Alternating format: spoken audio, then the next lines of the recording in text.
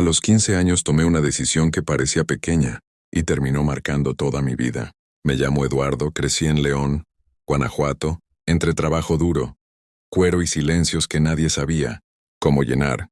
No vengo de una familia rota, ni de la calle. Vengo de las malas influencias y de creer que podía controlar algo que no se controla.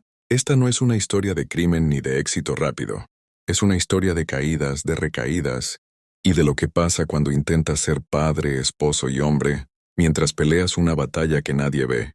Si alguna vez pensaste, a mí no me va a pasar, quédate.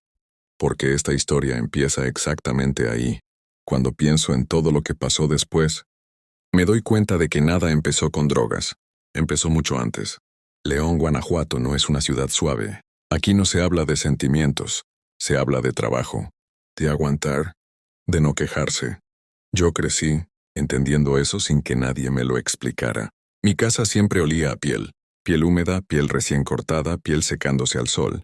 Mi papá tenía un taller de zapatos y su vida giraba alrededor de eso.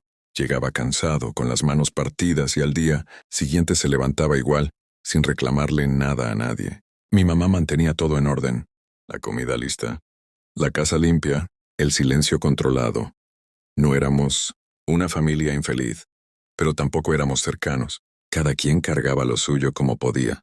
A los 15 años yo no estaba triste, estaba vacío.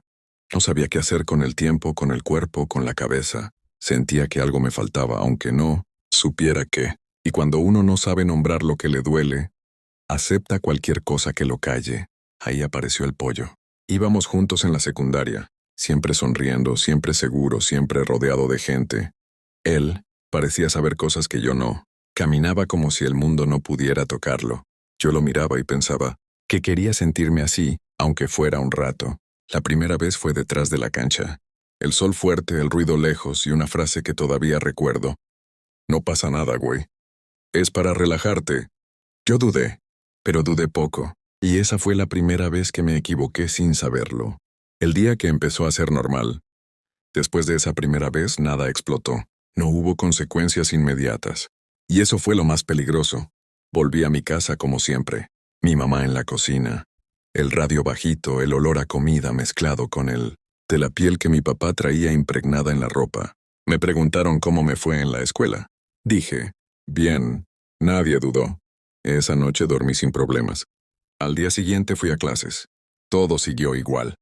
Ahí aprendí algo que me tardé años en entender. Las peores decisiones no se sienten graves cuando se toman. Empecé a juntarme más con el pollo. No todos los días, solo cuando se podía, solo cuando había tiempo. Yo me repetía que no era un problema porque no era constante, porque no lo necesitaba. Mentira. Lo que cambia primero no es el cuerpo, es la cabeza.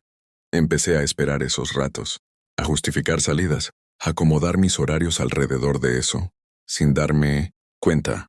Algo que era ocasional se volvió referencia. Mis calificaciones bajaron un poco. Nada alarmante. Lo suficiente para decir que era flojera. No otra cosa. Mi papá me metió más horas al taller. Pensó que el trabajo me iba a enderezar. Yo agradecí el cansancio porque me ayudaba a no pensar. El pollo siempre decía lo mismo. Tú estás bien, güey. El problema son los que se clavan. Yo quería creerle. A los 16 ya mentía sin pensar.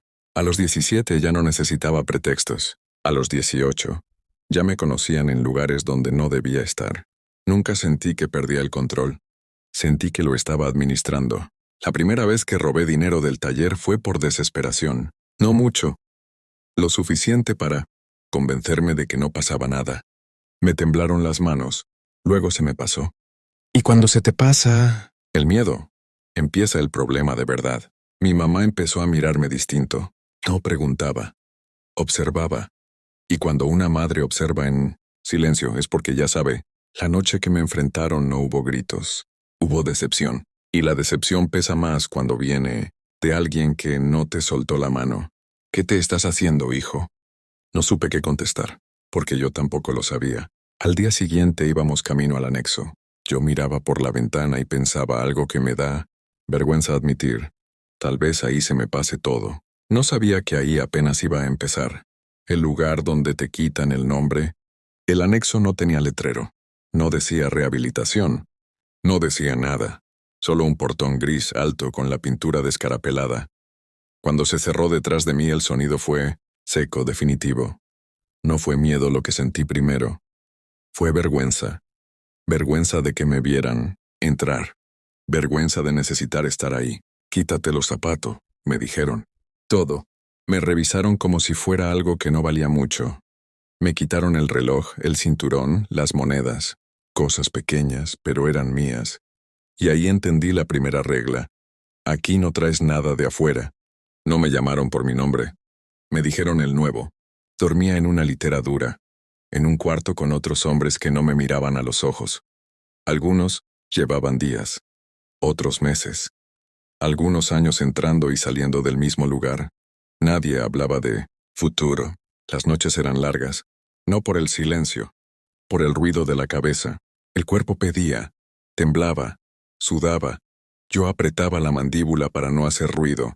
No quería que supieran que me estaba rompiendo. No entendía que ahí todos estaban rotos. Había gritos, castigos, humillaciones que decían que eran para tu bien. Yo no sabía si funcionaban.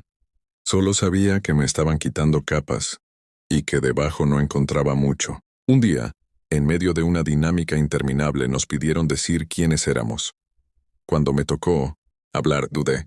Iba a decir mi nombre, pero no me salió. Ahí me di cuenta de algo que me dio miedo.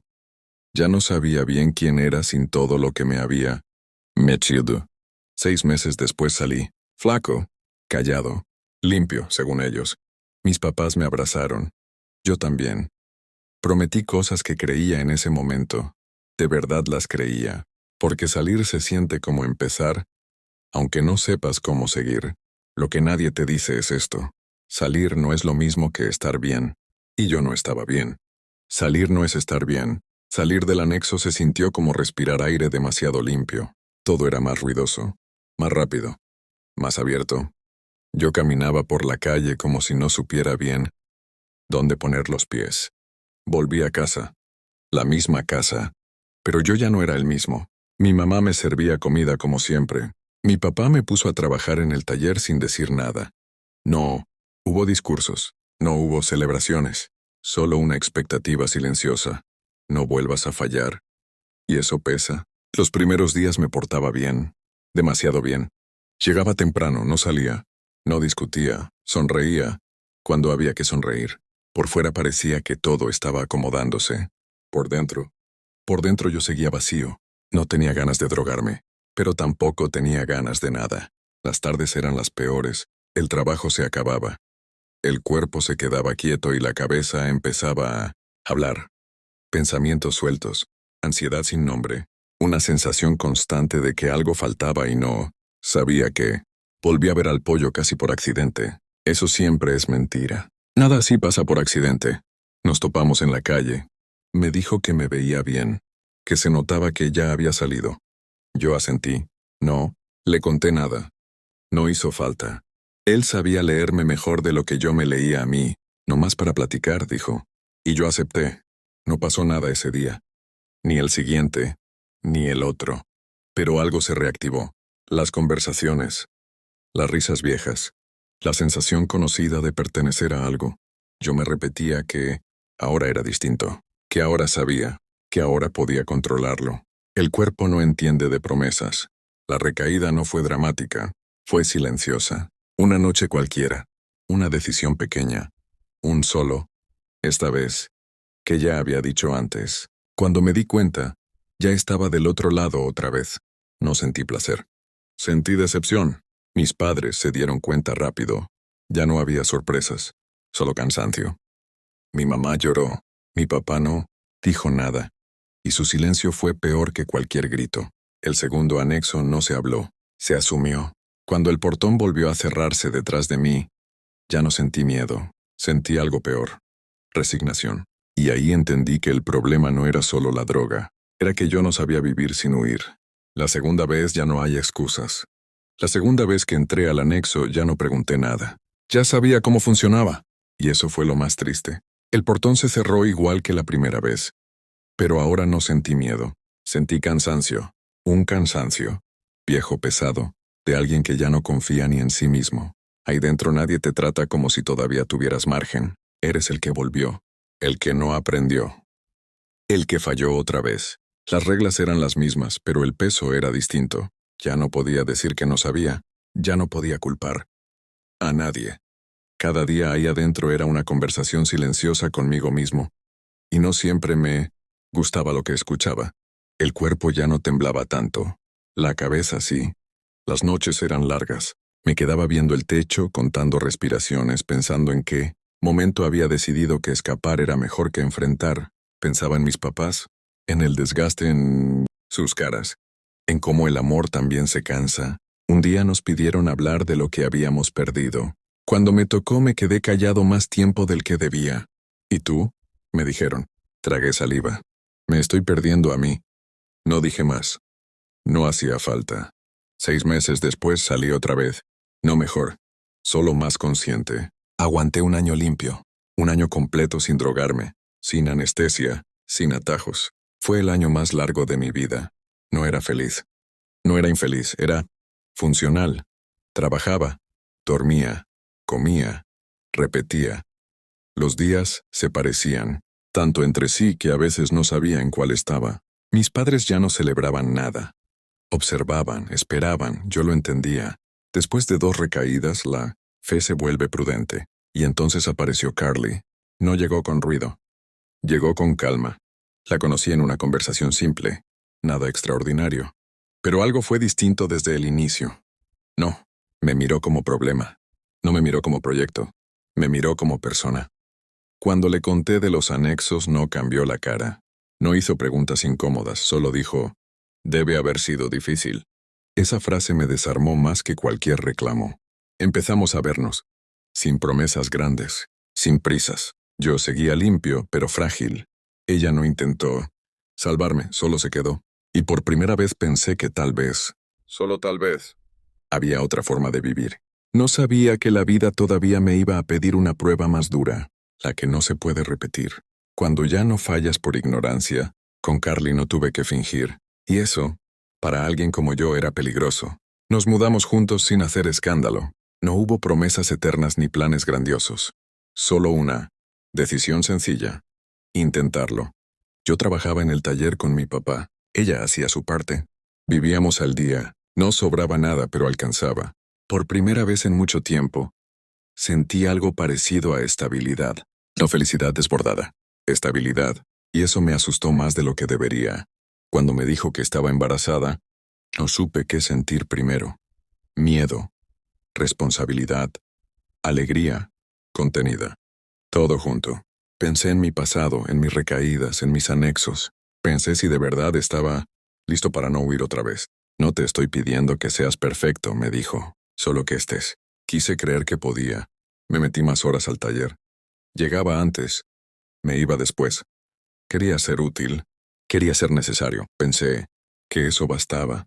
Y entonces llegó la noticia. Embarazo de alto riesgo, dijo el doctor. Reposo absoluto. Carly dejó de trabajar. Chemovers de cargar. Yo cargué con todo lo demás. O eso creí. Dinero. Presión. Miedo. Yo no hablaba. No pedía ayuda. No sabía hacerlo. Solo apretaba los dientes. Las noches empezaron a volverse largas. Carly dormía. Yo no. Me quedaba mirando el techo con el corazón acelerado, imaginando todo lo que podía salir mal. La ansiedad se me metía en el cuerpo como electricidad. Y en mi cabeza, clara como una voz conocida, apareció la solución de siempre. No fue un impulso. Fue una decisión. La tercera recaída no tuvo sorpresa. No tuvo euforia. No tuvo ilusión. Solo tuvo conciencia. Yo sabía exactamente lo que estaba haciendo.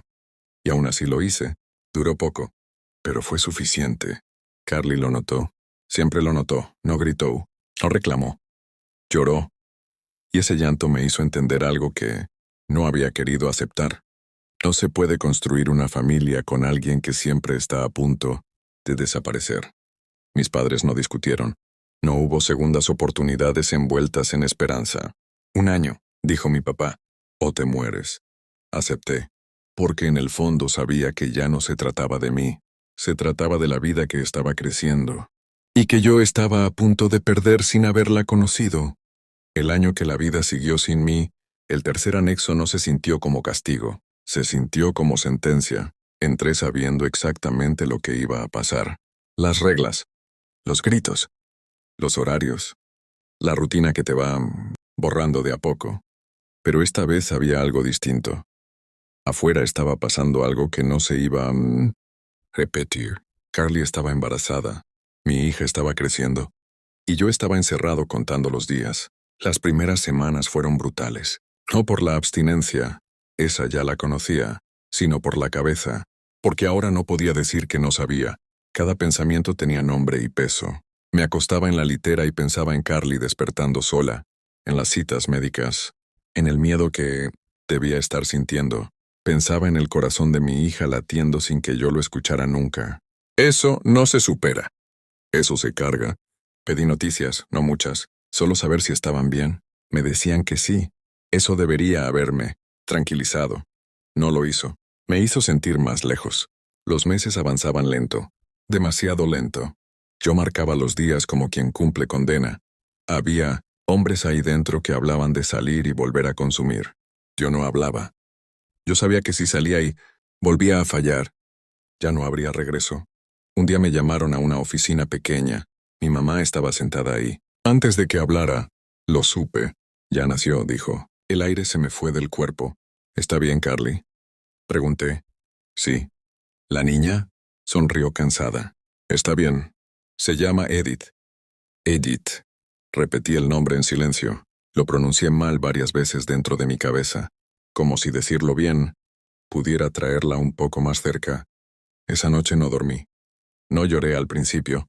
Me quedé sentado, mirando el piso, entendiendo algo que no quería aceptar. Me había perdido algo que no vuelve jamás. El resto del año fue distinto. Ya no había fantasías, ya no había planes imaginarios, solo una decisión clara, salir limpio o no salir. Cuando por fin se abrió el portón otra vez, el sol me pareció demasiado fuerte. El mundo seguía exactamente igual, pero yo no. Carly me esperaba, más delgada, más cansada, más fuerte. No hubo reproches, solo una distancia silenciosa que yo entendía demasiado bien, y entonces la vi. Edith tenía casi un año. Carly la cargaba cuando entré. Yo la miré como se mira algo sagrado que no sabes si tienes derecho a tocar. Es tu papá, dijo Carly. Edith me miró. Me observó sin emoción. Luego escondió la cara en el cuello de su mamá. No lloró. No sonrió. No me reconoció. Ese momento me rompió más que cualquier anexo, porque entendí algo que nadie te advierte. La adicción no solo te roba el tiempo, te roba el lugar en la vida de los que amas. Vivir como si no merecieras el lugar, volver a casa no fue un reencuentro. Fue una adaptación incómoda. Todo seguía funcionando sin mí. Las rutinas ya estaban armadas. Carly sabía qué hacer con Edith sin pedirme ayuda. Mi mamá ya tenía horarios. Mi papá ya no me esperaba para nada. Yo entré a una vida que había aprendido a seguir a pesar de mí. Edith gateaba. Balbuceaba palabras que no entendía. Se reía con facilidad. Pero no conmigo. Yo me acercaba despacio como si pudiera espantarla. Le hablaba bajito. A veces me miraba. A veces no. Yo aceptaba cualquier migaja de atención como si fuera un premio. No me sentía celoso. Me sentía culpable. Carly hacía todo bien. Demasiado bien. Y eso, aunque suene absurdo, me dolía, porque confirmaba algo que yo ya sabía. No me había necesitado. Había sobrevivido. Había sido fuerte, sin mí. Las noches eran silenciosas, no de paz, de distancia. Carly dormía agotada. Edith también. Yo me quedaba sentado en la orilla de la cama, escuchando la respiración de ambas, preguntándome si algún día me iba a sentir parte de verdad. El taller volvió a ser refugio. Llegaba antes que nadie. Me iba cuando ya no quedaba nadie. El trabajo no me llenaba, pero me distraía. Y eso para alguien como yo era peligroso y necesario al mismo tiempo. Mi papá no me hablaba mucho. No con frialdad, con prudencia.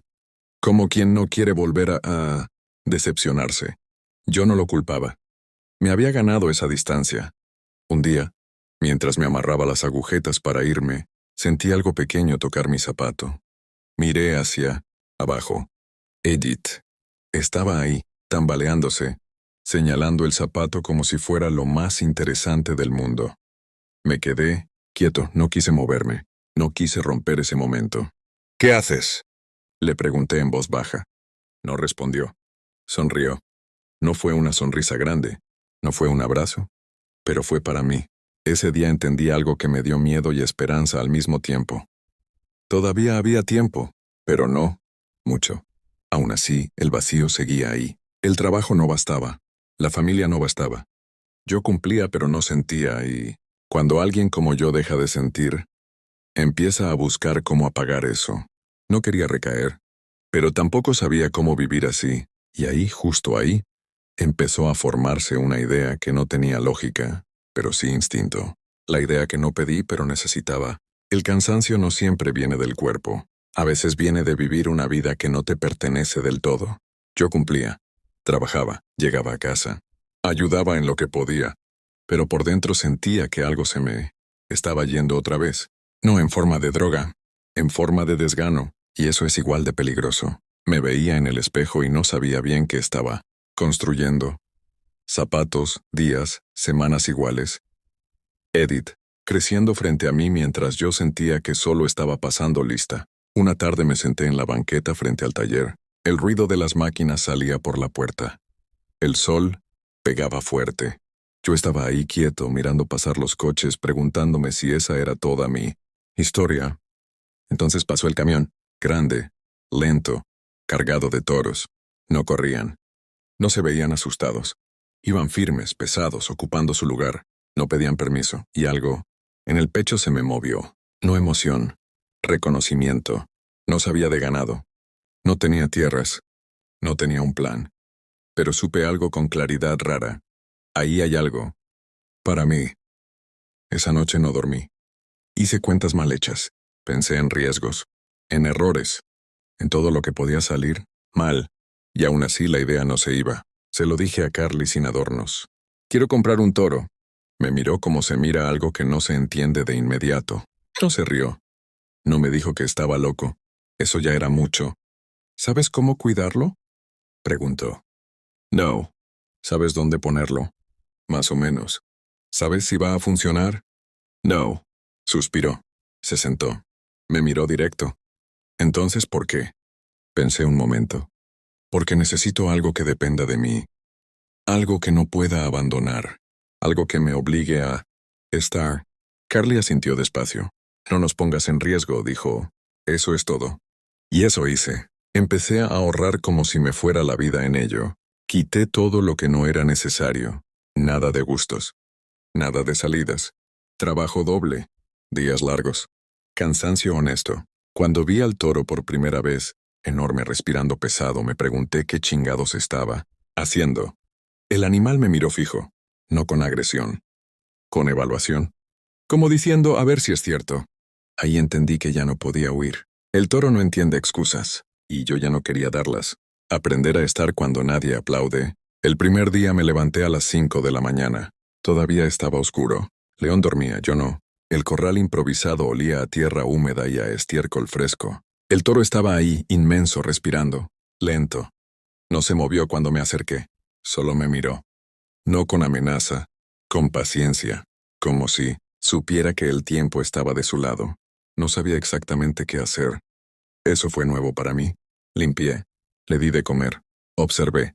Me quedé más tiempo del necesario solo para asegurarme de que todo estuviera bien. El toro no agradece. No se emociona. No te reconoce. Solo responde a lo que haces todos los días. Ahí entendí algo que me había faltado siempre. Constancia sin recompensa inmediata. Volvía al taller después. Zapatos, ruido, polvo. Terminaba la jornada y regresaba al corral. Otra vez. Limpiar. Otra vez revisar. Otra vez estar.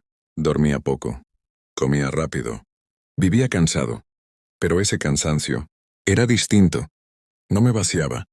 Me ordenaba. Los errores llegaron rápido. Alimentación mal calculada. Horarios mal hechos. Días en los que pensé que no iba a funcionar. Antes esos momentos me habrían llevado directo a huir. Esta vez no. Esta vez, pregunté. Escuché. Aprendí. Edith empezó a acompañarme. Caminaba torpe entre la tierra señalando todo. Me hacía preguntas que no siempre sabía responder. ¿Por qué se mueve así? ¿Por qué come tanto? ¿Te va a pegar? No, si lo cuido bien, le decía. Y mientras lo decía entendía que no solo hablaba del toro. Carly me veía llegar cansado, sucio pero distinto. Ya no traía esa mirada perdida de antes. Traía enfoque, no euforia. Dirección. Pasaron los meses. El toro creció. Yo también, aunque no se notara por fuera. Aprendí a esperar, a no forzar, a aceptar que algunas cosas solo se dan con tiempo. Cuando finalmente lo vendí, el dinero no fue lo que más sentí, fue otra cosa, algo que no conocía bien. Orgullo.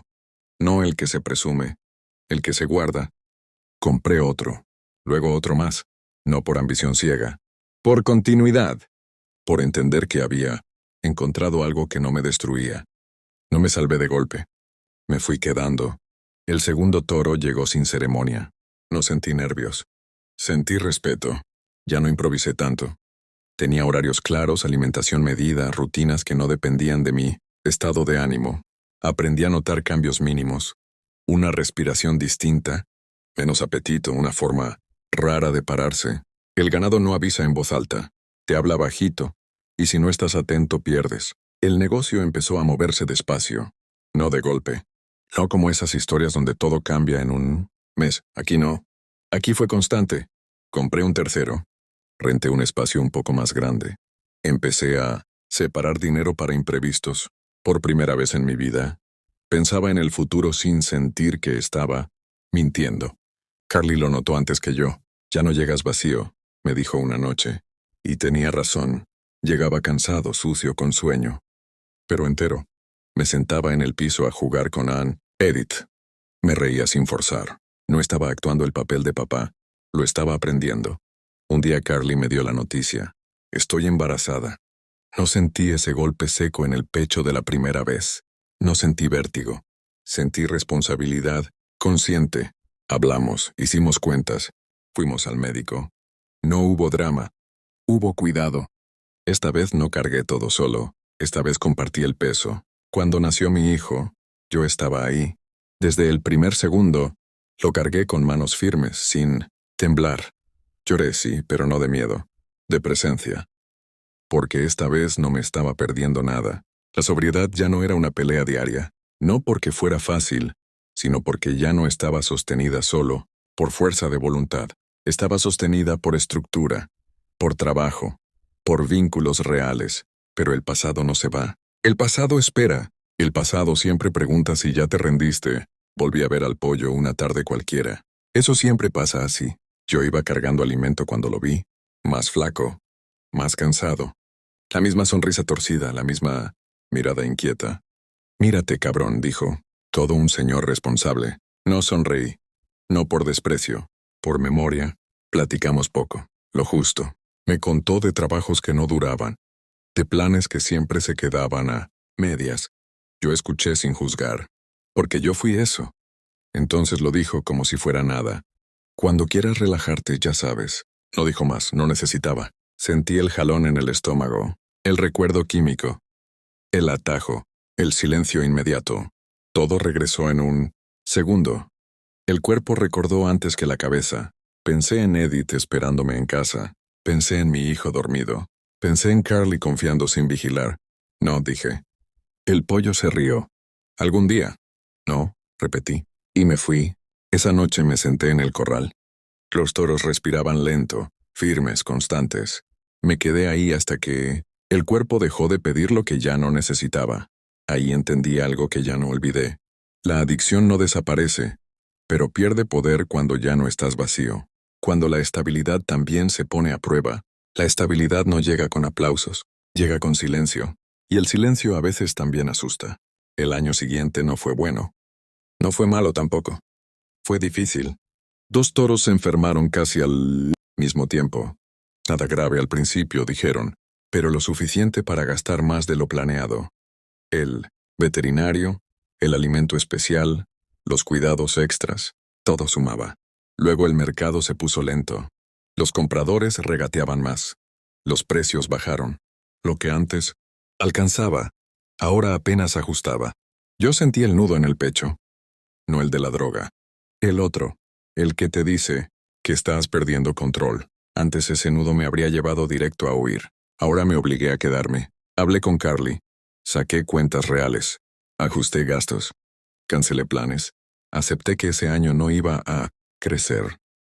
Y por primera vez en mi vida aceptar no me hizo sentir menos. Edith ya era más grande. Observaba todo. Un día me vio serio y me preguntó, ¿estás triste, papá? Pude mentir. Elegí no hacerlo. Estoy preocupado, le dije. Pero se pasa, asintió, como si entendiera algo importante. Y tal vez lo entendía. Ese día confirmé algo. Mis hijos no necesitaban un padre invencible. Necesitaban uno honesto. El negocio no quebró. Tampoco despegó. Aguantó. Y yo con él. Aprendí que no todo avance se ve. A veces avanzar es no retroceder, mirarme sin querer huir. A veces, cuando la casa ya está en silencio, me siento solo en la sala, no con tristeza, con memoria. Pienso en el chamaco de 15 años que no sabía qué hacer con el vacío, en el joven que creyó que podía controlar algo que no se controla, en el hombre que se perdió nacimientos por no saber quedarse. No los odio. No los justifico. Los reconozco. La adicción sigue ahí, dormida, silenciosa. No, me confío. Nunca. Pero ya no me gobierna, es parte de mi historia, no el centro. Carly y yo no somos una pareja perfecta. Discutimos, nos cansamos, pero ya no caminamos con miedo. Caminamos con acuerdos. Y eso cambia todo. Mis hijos no conocen todos los detalles. No todavía. Pero conocen algo más importante. Que su papá está, que vuelve, que no desaparece. Hoy tengo 42 años. Sigo en León, Guanajuato. Sigo trabajando duro. Sigo sobrio. No soy ejemplo de nada. No doy discursos. No creo en frases bonitas. Creo en levantarte temprano. En hacer lo que toca incluso cuando no tienes ganas. En pedir ayuda antes de romperte. Si algo aprendí es esto. La vida no se arregla de golpe. La adicción no se vence una vez. La culpa no desaparece. Se transforma. Pero quedarte cuando antes huías. Eso sí cambia todo. Yo me quedé. Con mi historia. Con mis errores. Con mi familia. Conmigo.